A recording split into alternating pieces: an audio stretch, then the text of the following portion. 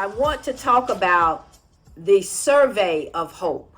And this is so important because it leads us into the symbolism or hope symbolism, which is a major part of the practice of Hopeology, where we actually take symbols of hope and anchor our hope by utilizing the symbols of hope.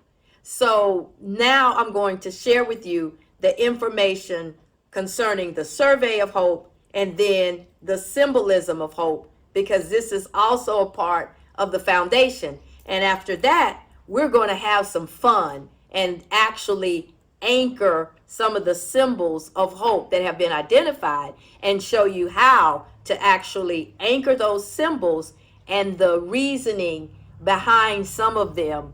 So this is a major part of the practice of Hopeology. The survey of hope, as a part of our hope campaign, and when I say our, I'm talking about Moses in Crisis, we begin administering the MIC survey of hope to random people in person and online during the inaugural National Month of Hope in April of 2018. And now that was the first ever National Month of Hope.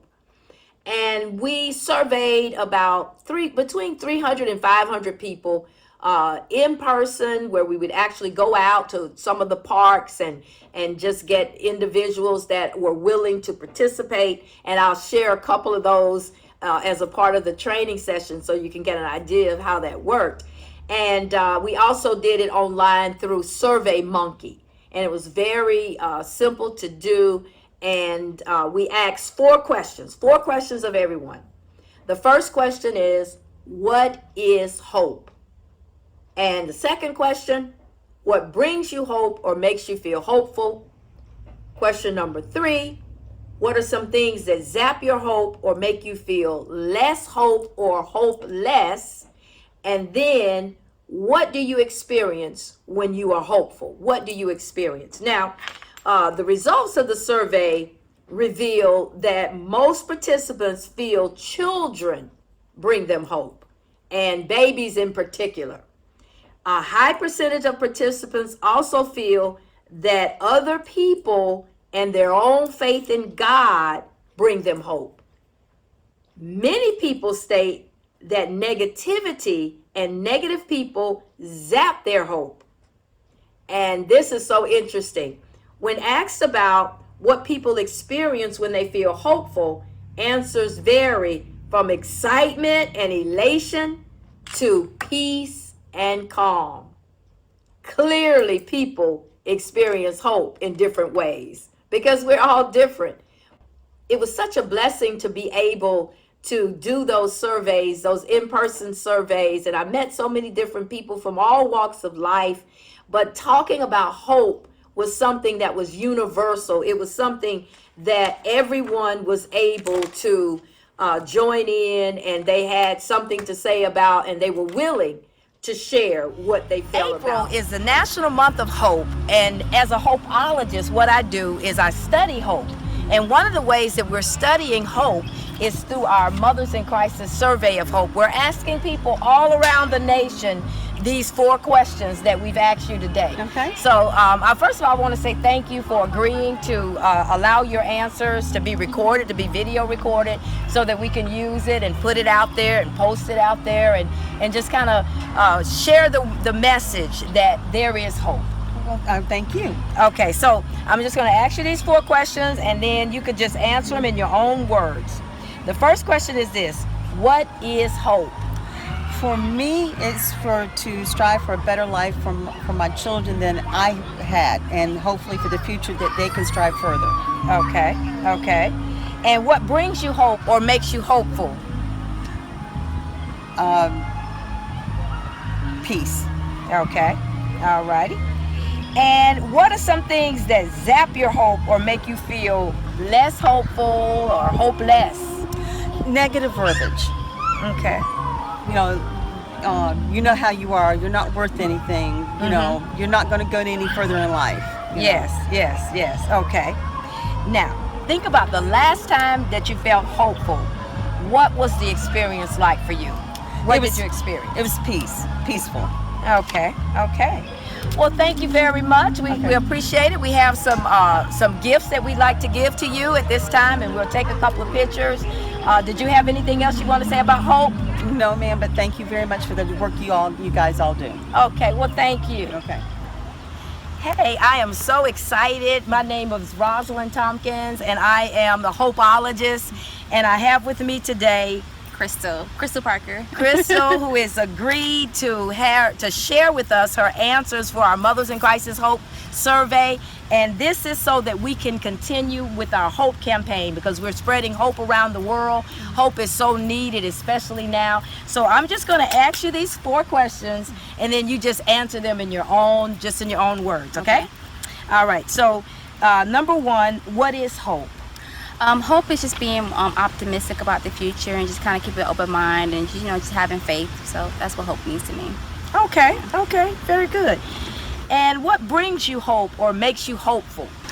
Just knowing that every day I have a chance to make it right, make it a better day from yesterday. So knowing that God's able to give me that chance to wake up and start over, then that gives me hope. Okay, very good. Now, what are some things that zap your hope or make you feel hopeless? As much as I'm a very positive person, I say stress, relationships that go sour, just negative people, just I think overall having a negative aura around me is just that's my hope. Okay, I can understand that. Now, think about the last time that you felt hopeful. How was it? What do you experience when you feel hope or you are hopeful? The last time I can remember being hopeful, or the feeling that I had being hopeful, I just know that I was just being very optimistic. It's just knowing that my problems won't be forever, it's temporary, and that I can get through it no matter what. Okay. All right. Well, thank you so much. You. We're going to take a photo, and then we have a few gifts that we like. Okay. Well, we are so excited today. I'm standing here with Mike, who has agreed to share with us his answer to the Mothers in Crisis Hope survey on camera. So I'm just going to ask you these questions, and just in your own words, give us your thoughts. Sure. Okay. So the first question is, what is hope? Well, hope to me is, I guess, finding something to believe in that the future will be better than the past was, or that the current situation, whatever your current situation is, that the future will be better. Okay. And what brings you hope or makes you hopeful? Well, I like to think, when I look at my 2 little girls, when I look at them playing with their friends, just the idea that, the kids are so innocent, they don't know what's going on as far as, struggle and crisis and everything like that. So, that gives me hope that they're so innocent. We still have people around that, if we could just keep that, if we could just bottle that, that would be fantastic, or find a way to keep it alive in all of us adults. Yes, that is great. That's great. Now, what are some things that zap your hope or make you feel hopeless? I tend not to get too hopeless. I try to keep an optimistic perspective, but I guess when I get kind of bogged down in the news and the politics, and you get too deep into it, this side, that side against each other, it kind of brings you down a little bit. Yeah, I would agree. Now, think about the last time you were hopeful. How was it for you, and what was the experience like when you were hopeful?